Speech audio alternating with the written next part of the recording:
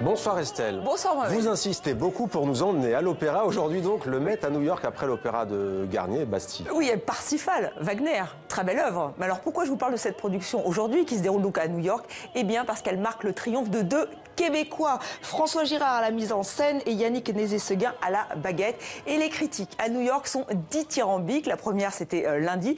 Et depuis, donc vraiment que des critiques élogieuses. Alors au Québec, on se félicite. Vraiment, on est très heureux, très fiers de ces deux artistes. Donc il fallait le souligner dans 64 minutes. Donc ce Parsifal québécois se déroule, se joue, se chante jusqu'au 27 février au Met à New York. De l'opéra encore avec une création Et in Arcadia Ego. C'est à voir jusqu'au 11 février à l'Opéra Comique à Paris. Mais vous êtes un fin latiniste, Mohamed, je vois ça. Alors c'est un opéra composite, c'est-à-dire que vraiment ils ont pris des airs de Rameau et ils ont raconté une histoire qui a été écrite aujourd'hui par l'écrivain Éric Reinhardt, et la mise en scène est signée Fia Ménard. Et c'est ce qui m'a intriguée parce que moi je l'ai découverte au théâtre avec vraiment des œuvres très visuelles. Elle peut faire des choses impressionnantes avec des sacs plastiques, avec de simples matières. Là on voit l'une de ses dernières créations, Os Noir. Alors elle a aussi beaucoup travaillé sur le genre puisque avant d'être une femme, elle était un homme. Alors Fia Ménard, pourquoi elle est venue donc à la mise en scène au théâtre, à l'opéra plutôt? Eh bien parce qu'on lui a demandé tout simplement. C'est le directeur de l'Opéra Comique qui le lui a demandé. Il espérait bousculer les codes. Il a réussi. Regardez.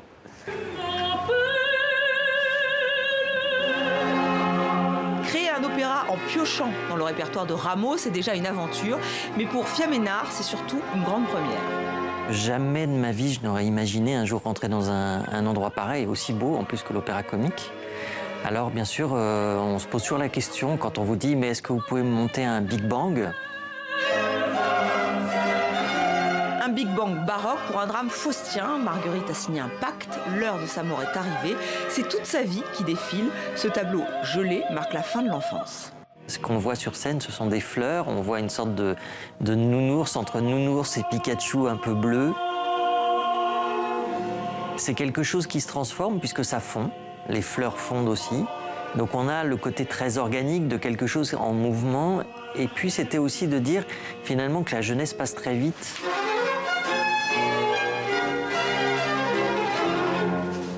De la glace, de la brume, des sacs plastiques, Fia Ménard est restée fidèle à son univers.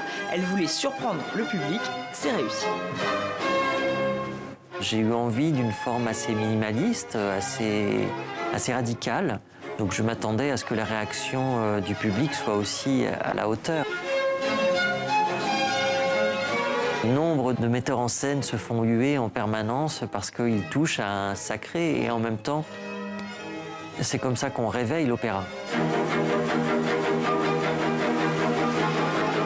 Une première incursion mouvementée donc, mais il en faudrait plus pour la bousculer. Fia Ménard est prête pour de nouveaux Big Bang artistiques.